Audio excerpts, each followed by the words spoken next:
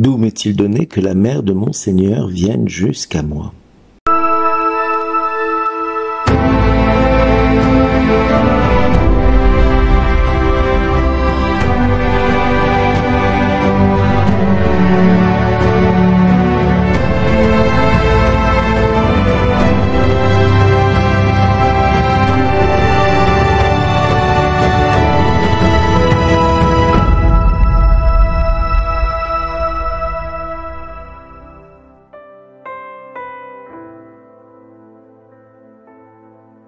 Bonjour les amis, aujourd'hui nous fêtons la visitation de la bienheureuse Vierge Marie. Cette visitation est un moment unique dans l'Église, puisque grâce à cette visitation de la bienheureuse Vierge Marie, l'Église confirme ce que la parole de Dieu nous déclare de manière un petit peu mystique et un petit peu merveilleuse, cette visitation que Élisabeth vivra par Marie. Nous allons avoir plusieurs révélations. La première, c'est quand Élisabeth entendit la salutation de Marie, l'enfant tressaillit d'allégresse en elle, ce qui signifie que Marie est Pentecôte, puisqu'Élisabeth fut remplie d'Esprit Saint quand elle entendit la voix de Marie. Marie, quand elle parle, elle donne l'Esprit Saint à ceux qui l'écoutent et ceux qui l'entendent. Merveilleuse révélation que nous avons aujourd'hui quand nous avons besoin d'aller vers la Pentecôte et de nous rendre compte que Marie nous conduit vers cet Esprit Saint qui est son époux, qui l'a couvert de son ombre, mais de fait, elle est elle-même source de Pentecôte si on l'écoute et si nous apprenons à l'entendre nous dire « Faites tout ce qu'il vous dira ». C'est ça la Pentecôte que Marie nous invite à vivre. C'est cela que Marie nous invite à découvrir dans ce texte. Autre révélation que Marie nous apporte, tu es bénie entre toutes les femmes et le fruit de tes entrailles est béni. Il nous est manifesté que Marie est unique en son genre. Élisabeth professe un acte de foi qui est unique et le premier de toute l'histoire de l'Église. Quand nous déclarons que Marie est unique dans l'histoire de l'Église, qu'elle a un rang particulier devant Dieu et devant les hommes, c'est Élisabeth qui professa cela la première fois. Oui, Marie est vraiment unique. Elle est vraiment bénie entre toutes les femmes de la terre. Ne vous en déplaise à vous, mesdames, vous êtes merveilleuses, mais nous n'arrivons pas, ni vous ni moi, à la hauteur de ce que Marie est pour le Christ. Et pour nous, elle est celle qui nous montre le chemin, elle est celle qui a été bénie, elle est celle qui a été reconnue comme unique en son genre. Entre toutes les femmes de la terre, c'est elle qui a été choisie et nous devons nous réjouir de cette révélation-là. Parce que si elle a été choisie entre toutes les femmes, c'est parce que le fruit qu'elle porte en elle est saint. Et de par cette grâce unique, nous pouvons être sûrs d'une chose, c'est que Marie ne peut être une femme ordinaire. Elle ne peut être une femme ordinaire parce qu'elle ne pourrait pas recevoir le fruit de Dieu en son sein sans exploser, recevoir le Saint des Saints en son sein. C'est impossible. La sainteté de Dieu ne peut tolérer le péché. Et nous l'avons vu dans l'Ancien Testament que quelqu'un qui s'approchait de l'Arche d'Alliance et qui, voyant l'Arche d'Alliance risquant de tomber, se mit à secourir l'Arche d'Alliance et la retena pour la remettre sur ce support. Eh bien, il mourut instantanément parce qu'il était pécheur en touchant l'Arche d'Alliance. Eh bien, là, Marie aurait dû littéralement imploser si elle n'avait pas été une femme particulière entre toutes les femmes. C'est cela que veut dire « tu es bénie entre toutes les femmes » et le fruit de tes entrailles est béni. C'est pour signifier que elle est sainte parce que lui est saint et que rien ne peut faire et défaire cette réalité-là spirituelle. D'où m'est-il donné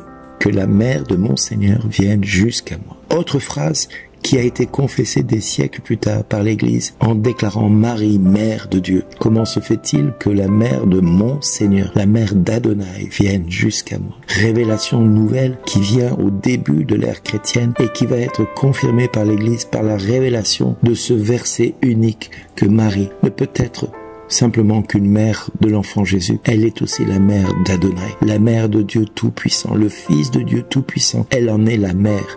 Elle en est celle qui l'a portée. Donc si elle l'a portée, cela signifie aussi qu'elle ne peut pas être une mère ordinaire. Elle est vraiment une femme bénie parmi toutes les femmes et elle est celle qui porte le Fils de Dieu. Elle est celle qui porte donc Dieu lui-même en elle. Donc nous voyons que les paroles de la salutation sont parvenues aux oreilles et elle est Pentecôte d'amour à nouveau pour l'enfant qu'elle porte, puisque l'enfant a tressailli d'allégresse. Et ce n'est pas simplement Élisabeth qui reçoit l'Esprit Saint, c'est aussi l'enfant qu'elle porte. Elle est semence pour ceux que nous portons dans notre cœur. C'est-à-dire que si nous avons des projets dans notre cœur, si nous portons dans notre vie quelque chose de précieux, de caché, de vraiment intime, alors elle est Pentecôte. Elle est celle qui apporte l'Esprit Saint à ceux qui l'a pris, à ceux qui l'entendent et à ceux qui veulent l'écouter. Alors Marie va à ces mots-là déclarer l'accomplissement de la réalité de ce qui s'est produit dans l'Église à cet instant. Heureuse celle qui a cru à l'accomplissement des paroles qui lui furent dites de la part du Seigneur. C'est donc vraiment pas simplement une parole bateau, une parole lambda qu'une femme pourrait dire à une autre femme entre Élisabeth et Marie. Non,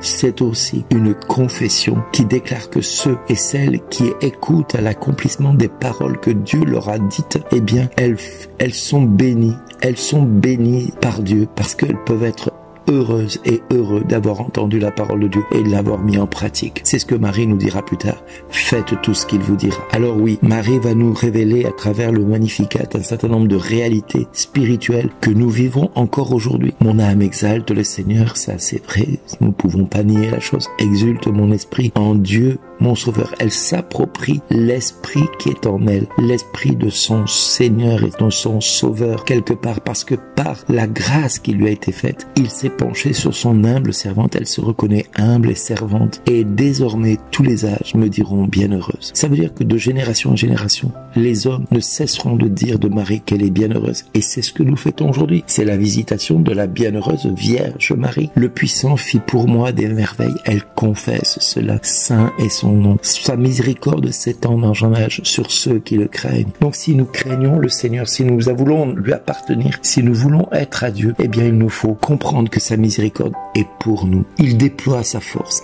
la force de son bras. C'est-à-dire que rien ne peut nous arriver parce que il est là pour nous protéger, parce qu'il va disperser tous ceux qui nous agressent, tous ceux qui nous séparent de lui. Il renverse les puissants de leur trône. Ils n'ont aucun pouvoir sur Christ. Il élève par contre ceux qui sont humbles, tout comme Marie. Donc reconnaissons-nous pécheurs, reconnaissons-nous faibles. Et Marie sera la première à nous montrer le chemin de son Fils. Il comble de bien les affamés. Si tu as besoin de quelque chose, eh bien Dieu va te combler par cette révélation aujourd'hui. Il renvoie les riches les mains vides, parce que si tu es riche et que tu n'as pas besoin de Dieu, eh bien oui, tu vas partir les mains vides. Tu n'auras pas Dieu dans ta vie. Donc il est important de te reconnaître pauvre et affamé pour être béni de Dieu. Il relève Israël, son serviteur. Si tu te considères comme serviteur, il va te relever. Il ne va pas permettre que tu sombres. Il se souvient de son amour, c'est-à-dire de cet amour qu'il a promis d'accomplir envers tous les hommes. Car Dieu a tant aimé le monde qu'il a donné son Fils unique afin que quiconque croit en lui ne périsse pas mais obtienne la vie éternelle. De la promesse faite à nos pères en faveur d'Abraham et de sa race à jamais. C'est une promesse qu'il accomplit par Marie en ce jour. Alors aujourd'hui, réjouissons-nous parce que Marie ne se contente pas de faire une visitation toute simple. Elle demeura avec elle au moins 3 mois. Ce qui veut dire qu'elle demeura au moins un certain temps avec Élisabeth pour lui venir en aide. Donc si aujourd'hui tu as besoin que Marie t'assiste pour recevoir d'elle toute l'assistance dont tu as besoin pour être la femme, l'homme que tu as besoin d'être pour exister, pour vivre ta vie d'homme ou de femme, eh bien accueille Marie en ce jour dans ta vie et laisse-la t'aider dans tout les croissances spirituelles dont tu as besoin aujourd'hui. Fais appel à elle. Demande-lui de venir te rendre visite en ce jour parce que tu vas devenir disciple du Christ par Marie et pas sans Marie. C'est par Marie que nous devenons disciples du Christ. Et nous allons vers la Pentecôte et nous savons que pendant le Cénacle, Marie était présente auprès des apôtres pour les conduire vers Jésus, vers la Pentecôte d'amour que l'Esprit Saint comptait déverser sur l'Église primitive, sur les premiers apôtres. Recevons cette grâce de la visitation de Marie le dernier jour de ce mois de mai pour recevoir dans notre vie toutes les grâces que Élisabeth a vécues en accueillant Marie chez elle. Accueillons Marie, accueillons-la telle qu'elle veut se révéler et telle que le Fils de Dieu nous permet de l'accueillir, puisqu'il est son Fils bien-aimé et qu'elle est sa mère, la mère de Dieu que nous aimons et que nous chérissons. Et grâce à elle, aujourd'hui, nous pouvons dire à tous ceux que nous rencontrerons, merci d'exister.